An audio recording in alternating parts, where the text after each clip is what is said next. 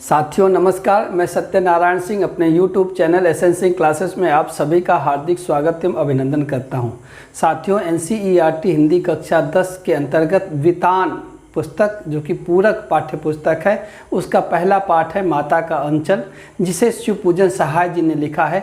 उसको लेके मैं आपके सम्मुख उपस्थित हुआ हूँ।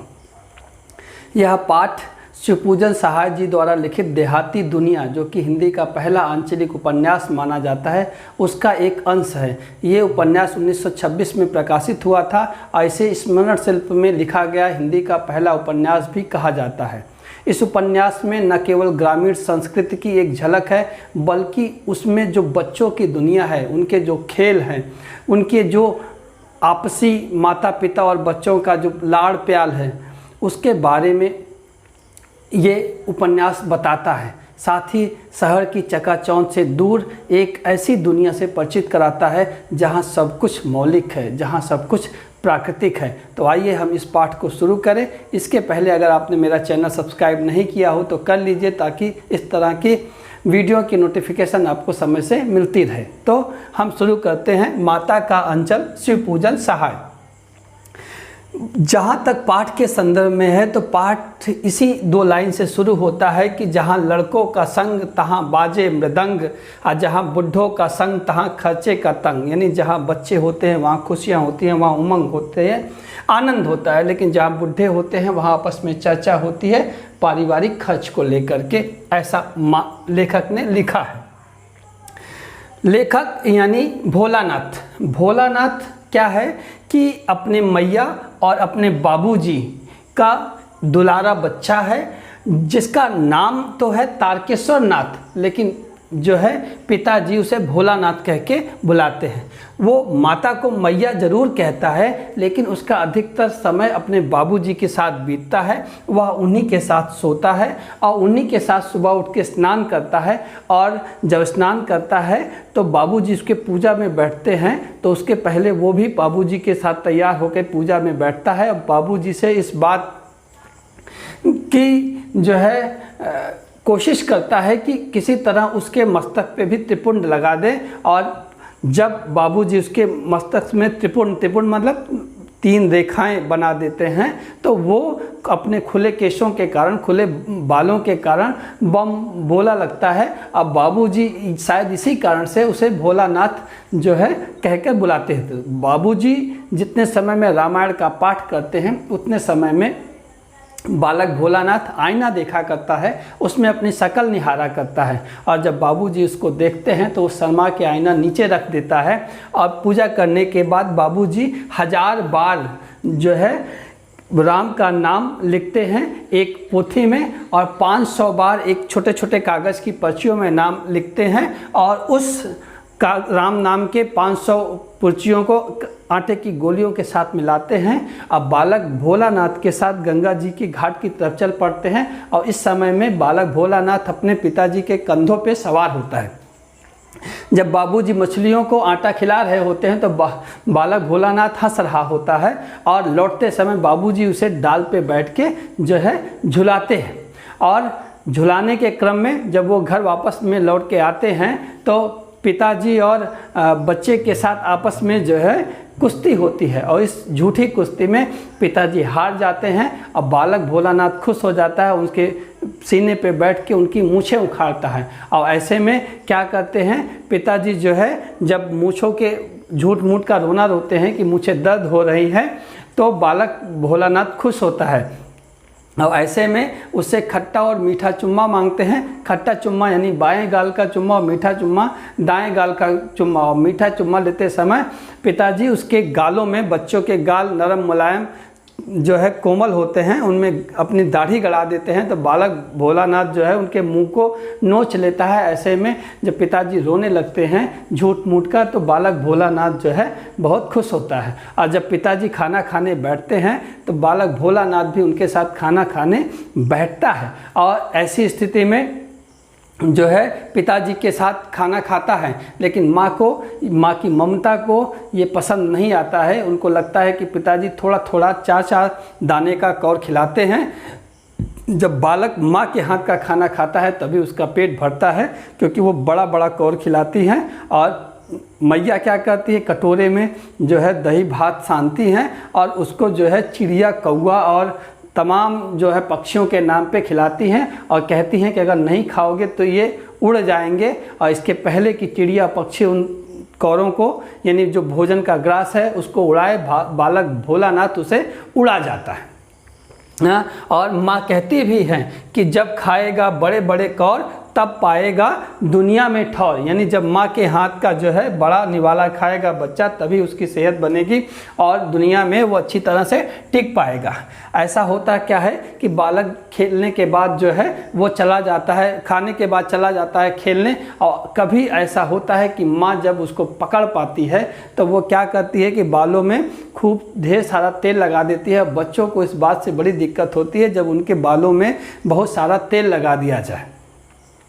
लेकिन माँ क्या करती है कि बालों में तेल लगा करके उसमें लट्टू बांध करके उसको नया कुर्ता पैजामा पहना करके कन्हैया बना देती है।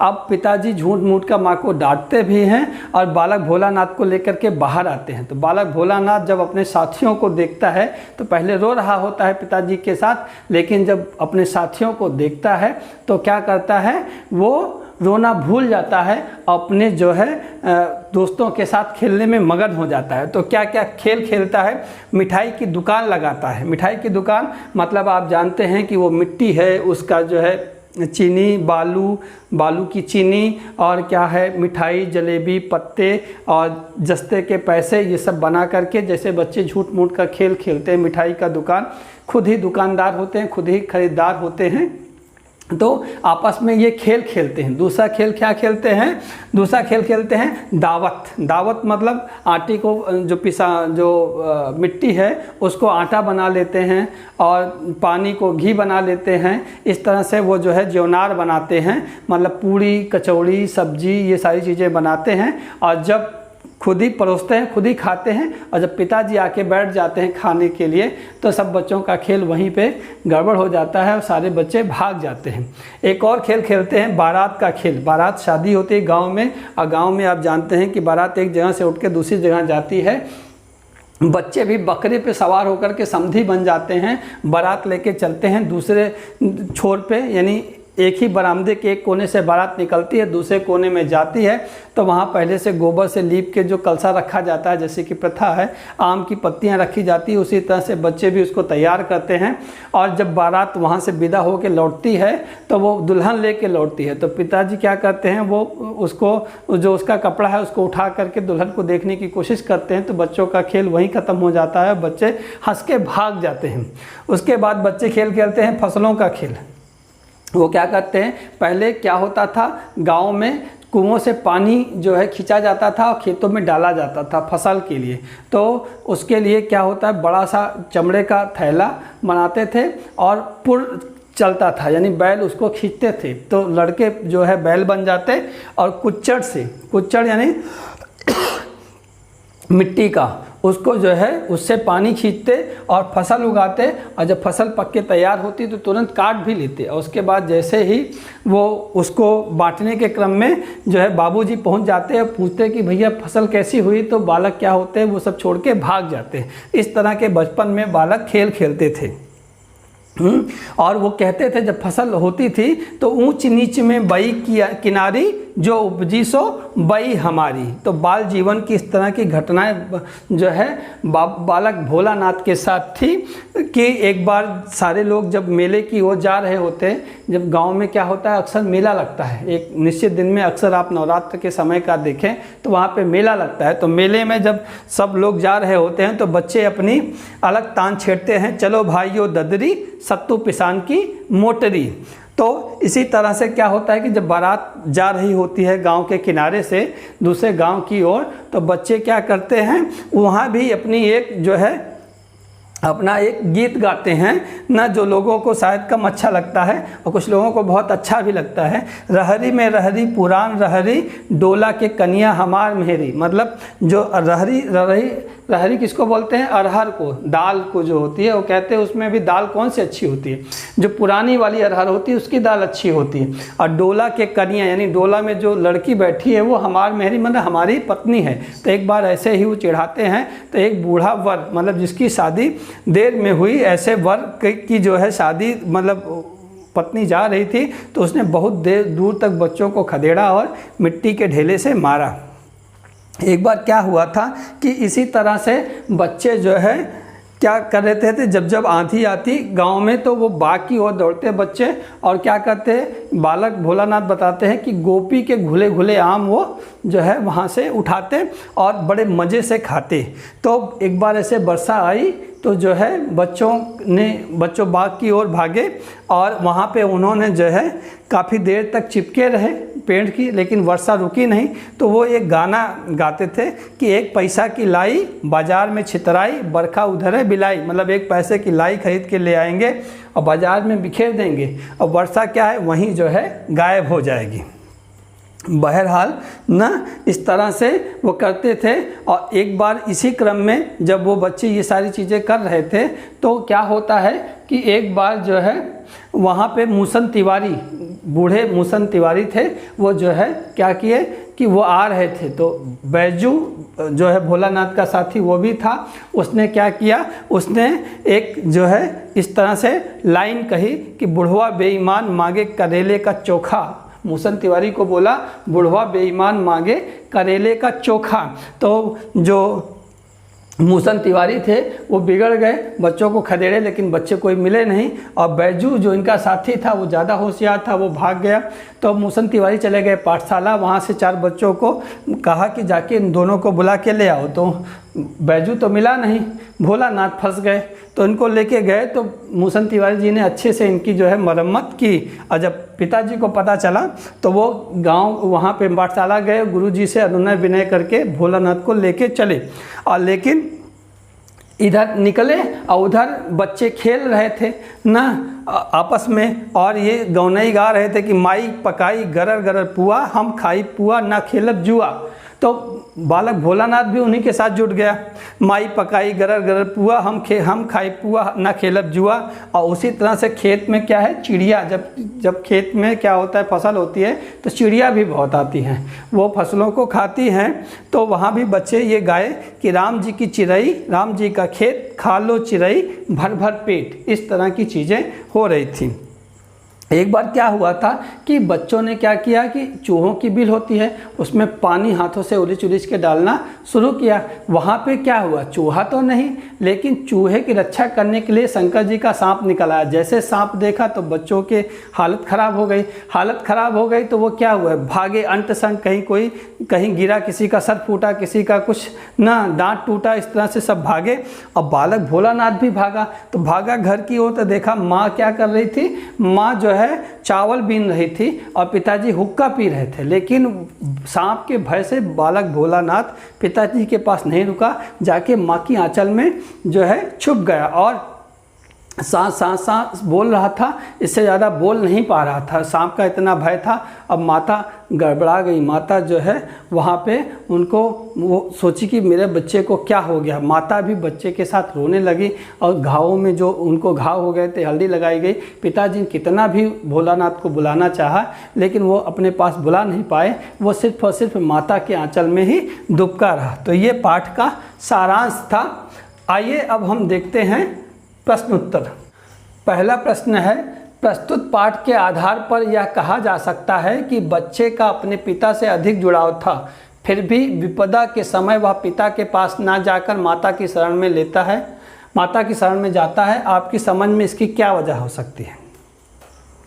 यह कहा जा सकता है कि बालक भोलानाथ का पिताजी के साथ अधिक जुड़ाव था। वो पिताजी के साथ ही सोता था, उन्हीं के साथ स्नान करता था, उन्हीं के साथ पूजा में बैठता था, उन्हीं के साथ खाता भी था, उन्हीं के साथ गंगा जी भी जाता था। लेकिन फिर भी जो पिता कितना भी बच्चे के साथ घुला मिला हो, लेकिन जो माँ की ममता है उसका कोई जो है दूसरा, आप कह सकते हैं कि दूसरा कोई उसकी भरपाई नहीं कर सकता है। इसका कारण यह है कि माँ स्वभावगत बहुत दयालु होती है और उसके अंदर बहुत करुणा होती है। एक और वजह हो सकती है कि बच्चा जो है माँ की कोख में 9 महीने पहले ही आ जाता है, तो जो इंटरनल कनेक्शन, जो आंतरिक संबंध बनता है बच्चा और माँ के साथ, वो किसी और के साथ नहीं बन पाता है। यही कारण है कि जब उसे दिक्कत हुई जो है भोलानाथ को, तो भले ही पिताजी के साथ अधिक जुड़ाव था, लेकिन फिर भी उसने माँ की गोद में ही रहना ज़्यादा मुनासिब समझा। तो इस प्रश्न का उत्तर आप इस तरीके से लिख सकते हैं। आइए देखते हैं दूसरा, आपके विचार से भोलानाथ अपने साथियों को देखकर सिसकना क्यों भूल जाता है। तो भोलानाथ अपने साथियों को देखकर सिसकना क्यों भूल जाता है, इसके दो कारण हो सकते हैं।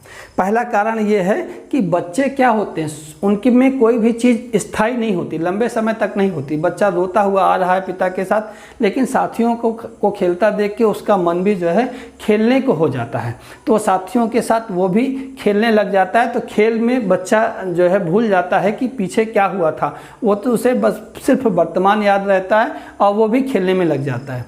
दूसरा कारण ये है कि बच्चा अगर अपने साथियों के समक्ष रोएगा तो उसके अंदर हीन भावना आएगी, या दूसरे बच्चे उसका मजाक उड़ाएंगे, उसकी हंसी उड़ाएंगे, और बालक कभी नहीं चाहता है कि दूसरे बच्चे उसकी हंसी उड़ाए, उसका मजाक उड़ाएं ना, या उसे हीन अपने आप को हीन महसूस करना पड़े। इस कारण भी वो साथियों को देख के सिसकना भूल जाता होगा। ये बहुत महत्वपूर्ण प्रश्न है और ये अक्सर पूछा जाता है, और इसकी यही दो वजहें लिखी जाती हैं। भोलानाथ और उसके साथी खेलते समय तुकबंदी करते हैं। आप अपने खेलों से जुड़ी तुकबंदी लिखिए। तो भोलानाथ और उसके साथी खेलते समय तुकबंदी करते हैं क्या, जहाँ लड़कों का संग तहाँ बाजे मृदंग, जहाँ बुढ़ों का संग तहाँ खच्चे का तंग। तो ये तो खैर लेखक का कथन है ना, इसमें कहीं नहीं लिखा है कि बालक ने किया है, बच्चों ने किया है, लेकिन ये है, चलो भाइयों ददरी सत्तू पिसान की मोटरी, रहरी में रहरी पुरान रहरी, डोला के कनिया हमार मेहरी, एक पैसा की लाई बाजार में छितराई, बरखा उतरे बिलाई ना। अब आपके समय का क्या है ये नहीं तो जानते, लेकिन हम अपने समय का ज़रूर बता सकते हैं आपको कि हमारे समय में क्या तुकबंदी होती है। आपके समय में जो तुकबंदी अभी होती है वो लिखेगा, हम अपने समय का बता रहे हैं कि होती है अक्कड़ बक्कड़ बम्बे बो, 100 में लागा धागा, चोर निकल के भागा, इस तरह से होता है। या पोसम पा भाई पोसम पा, डाकिए ने क्या किया, 100 रुपए की घड़ी चुराई, अब तो जेल में जाना पड़ेगा, जेल की रोटी खाना पड़ेगा, इस तरह से ना। इस तरह से हम लोग जो हमारे समय की तुकबंदी होती थी, आपके समय की तुकबंदी आप लिखेंगे। आगे क्या है, भोलानाथ और उसके साथियों के खेल और खेलने की सामग्री आपके खेल और खेलने की सामग्री से किस प्रकार भिन्न है। यहाँ पे देखिए कि जो भोलानाथ का गेम है, जो खेल है उनका, वो क्या है, पूरी तरह से जो उस परिस्थिति में चीज़ें उपलब्ध हैं उस पर है, कहीं कुछ भी बाहरी नहीं है, वहाँ कहीं कुछ भी आउटसाइडर नहीं है। सब कुछ, चाहे वो मिट्टी हो, चाहे वो उनका पानी हो, चाहे बालू हो ना, या चाहे तांबे के जस्ते के सिक्के के पैसे हों, सारी की सारी सामग्री उस समय जो उपलब्ध थी, जो प्राकृतिक चीज़ें थी, उन्हीं से उनका जो है खेल होता था। आज के बच्चे मिट्टी में नहीं खेलना पसंद करते, लेकिन भोलानाथ और उसके साथी मिट्टी में ही खेलते थे। और जो भी चीज़ें उनकी खेलने की सामग्री थी वो सब प्रकृति प्रदत्त थी। आज क्या है, हमारी खेलने की सामग्री जो है वो मनुष्य के द्वारा बनाई है, मनुष्य प्रदत्त है। ये बेसिक अंतर है। जो उनके खेलने की सामग्री है वो प्रकृति प्रदत्त है और हमारी क्या है, मनुष्य प्रदत्त है। और हम खेलने से ज़्यादा तो हम क्या खेलते हैं, आज का दिन भर हमारे बच्चे क्या खेलते हैं, वो ज़्यादा मोबाइल खेलते हैं। तो वो तो कोई खेल हुआ ही नहीं, वो तो क्या है, आपका स्वास्थ्य गड़बड़ कर रहा है। खेल वो है जिसमें आपका शारीरिक और मानसिक क्या हो, आप शारीरिक और मानसिक रूप से क्या हो, उसमें एक्टिव हो, आप क्रियाशील हो, तो वो खेल है। फिर भी आज की खेलने की सामग्री में आप क्रिकेट के बैट बता सकते हैं, फुटबॉल बता सकते हैं, वॉलीबॉल बता सकते हैं, चेस बता सकते हैं, और ये सारी चीज़ें बता सकते हैं ना। तो ये बेसिक अंतर है कि ये जो हमारी है वो मानव मेड है, मनुष्य के द्वारा बनाई गई है, और जो उस समय का है वो प्राकृतिक चीज़ें हैं। तो आप इस तरह से दोनों में अंतर दे सकते हैं। बहुत सारा उत्तर लिख सकते हैं इसका, बहुत बड़ा खेल के बारे में भी बता सकते हैं। और जो है भोलानाथ का खेल तो आप जानते हैं, मिठाई की दुकान, दावत, बारात का खेल, फसल का खेल, ये सारे खेल। और आप अपना खेल भी जानते हैं, तो दोनों चीज़ें आप अच्छे से लिख सकते हैं। पाठ में आए ऐसे प्रसंगों का वर्णन कीजिए जो आपके दिल को छू गए हों। पहला तो आप प्रसंग की बात की, बहुत सारे प्रसंग हैं इस पाठ में, चूँकि बच्चों के बचपन से संबंधित है तो बहुत सारे प्रसंग बनते हैं। जैसे जब माता खाना खिलाती है, बड़े बड़े कौर ना, चिड़िया खा जाएगी, सुग्गा खा जाएगा, कबूतर खा जाएगा, इस टाइप से। तो एक तो ये वर्णन है। दूसरा ये वर्णन है कि जब भोलानाथ जो है अपने पिताजी के साथ कुश्ती लड़ता है, तो वो भी बड़ा रोचक वर्णन है। और सांप का वर्णन, तो सांप वाला प्रसंग तो है ही है, भोलानाथ जो आके माँ की गोदी में छुप जाता है। तो ये सारे वर्णन, बहुत सारे वर्णन हैं जो आप लिख सकते हैं। बच्चों का आपस में जो खेल है उसको भी आप वर्णित कर सकते हैं। आगे छठा प्रश्न है, इस उपन्यास अंश में 30 के दशक की संस्कृति का चित्रण है। आज की ग्रामीण संस्कृति में आपको किस तरह के परिवर्तन दिखाई देते हैं? जो 30 के दशक की संस्कृति है और आज की जो संस्कृति है, 30 के दशक की संस्कृति में क्या थी कि आप बहुधा लोग क्या है, पैदल चलते थे, या क्या होता था, साइकिल होती थी उनके पास। अभी आप देखेंगे अभी क्या है, मोटरसाइकिल है ना, या कह सकते हैं कि सबके पास तो मोटरसाइकिल है गाँवों में ना, कोई ऐसा भी है जो बाहर का आदमी गाँव में आया तो कार और भी है उसके पास। तो एक ये हो गया। पहले की जो फसल होती थी सिंचाई, उसमें क्या होते थे कि तालाब से सिंचाई होती थी, कुएं से सिंचाई होती थी ना, और खेती के लिए बैल होते थे। अभी क्या है, ट्यूबवेल लग गया है, ट्यूबवेल से सिंचाई होती है ना। और जो भारत सरकार के द्वारा मनरेगा के अंतर्गत बड़े बड़े तालाब, पक्के तालाब बनाए गए हैं। और क्या है कि अब आपको गाँव में कच्ची सड़कें नहीं मिलेंगी। पहले 30 के दशक में कच्ची सड़कें मिलती थी, अभी क्या है, पक्की सड़कें ही मिलेंगी। और क्या है कि अभी खेती के लिए ट्रैक्टर हो गए हैं। पहले क्या थे, पहले बैल से खेती होती थी। तो इस तरह के आप चीज़ें देखेंगे कि पहले क्या था कि इस तरह से सबके हाथ में मोबाइल नहीं था। अभी गांव में मोबाइल हो जाएगा। पहले तो टीवी ही कहीं कहीं एक जगह होती थी, तो वहाँ पे रामायण और महाभारत जैसे सीरियल चलते थे, वही लोग हफ्ते में एक दिन देखते थे। और अभी तो सब कुछ बदल गया है, गांव में भी डिश हो गया है, टीवी हो गई है, बहुत सारी चीज़ें जो है। गांव में भी आपको एसी दिखेगा अभी, पहले गांव में एसी तो कोई सोचता ही नहीं था, लेकिन आपको गांव में भी अभी एसी दिखेगा। ऐसे लोग जो बाहर रहते हैं, गांव में भी घर है, तो उन्होंने इन सारी चीज़ों का प्रसार गाँवों तक कर दिया है। आगे पाठ पढ़ते पढ़ते आपको भी अपने माता पिता का लाड़ प्यार याद आ रहा होगा। अपनी भावनाओं को डायरी में लिखिए। सबके साथ ऐसा होता है, मम्मी पापा का प्यार जो है वो सारे बच्चों के साथ होता है। सबकी अपनी एक कहानी होती है, तो आप अपनी कहानी लिखिए। ये व्यक्तिगत आपका प्रश्न है। आप जितने आप अपनी मम्मी पापा के साथ जो आपके समय या जो घटनाएं हुई है, जिनसे आपसी प्यार में वृद्धि हुई है, आपसी संबंधों में जो है और घनिष्ठता आई है, उसके बारे में आप लिख सकते हैं। यहाँ माता पिता का बच्चे के प्रति जो वात्सल्य व्यक्त हुआ है, उसे अपने शब्दों में लिखिए। तो माता पिता का बच्चे के बीच एक जो है गजब का यहाँ पे संबंध है कि बालक जो है माता को मैया कह रहा है, पिता को बाबूजी कह रहा है, पिताजी के साथ सो रहा है, उन्हीं के साथ नहा रहा है और उन्हीं के साथ पूजा में बैठ रहा है। फिर बच्चों मछलियों को जो है खिलाने जा रहा है और फिर डाल में झुला रहे हैं, पिताजी के साथ कुश्ती हो रही है। फिर उसके बाद क्या हो रहा है, पिताजी खट्टा और मीठा चुम्मा ले रहे हैं और उसके बाद माताजी बड़े बड़े कौर खिला रही हैं। और उसके बाद क्या हुआ कि पिताजी, जैसे मूसन तिवारी की शिकायत पे जो है हेडमास्टर जी अच्छी तरह थे, तो पिताजी भागे भागे गए वहाँ पे और लौटते जब सांप वाला प्रकरण आया तो माता जो है वो चावल बीन रही थी और बालक आके पिताजी की ओर तरफ न जा कर के सीधे माता की तरफ चला जाता है और वहाँ से निकलता ही नहीं है। अब माँ जो है उसके साथ माँ भी रोने लगती है। तो ये सारी भावनाएं आप जो है विस्तार से लिख सकते हैं। माता का अंचल शीर्षक की उपयुक्तता बताते हुए अन्य शीर्षक दीजिए। तो माता का चंचल अंचल ये शीर्षक क्यों दिया गया होगा? आप देखते हैं कि जो बालक है वो पूरे समय पिताजी के साथ रहता है, पूरे समय वो पिताजी के साथ रहता है और पिताजी के साथ ही पूरे दिनचर्या उसकी बीतती है। लेकिन जब संकट का समय आता है, जब प्राणों पे संकट आता है, तो वो सीधे सीधे पिताजी की ओर ना जाकर के माता की ओर जाता है, वहाँ से निकलने से मना कर देता है। माँ पिताजी कितना बुलाते हैं लेकिन वो उनके पास नहीं जाता, माँ की गोद से निकलता ही नहीं। इस तरह से हम कह सकते हैं कि माता का जो अंचल है वो बालक के लिए किसी भी और की तुलना में सबसे प्रिय है और सबसे ज़्यादा वहाँ पे वो अपने आप को आश्वस्त पाता है, सबसे ज़्यादा अपने आप को सुरक्षित पाता है। इसलिए जो माता का अंचल ये शीर्षक बहुत ही उपयुक्त है। आप कोई और शीर्षक कहें तो आप बचपन की घटनाएं हैं तो आप बचपन के दिन या बचपन कुछ भी आप दूसरा शीर्षक दे सकते हैं इस तरह का।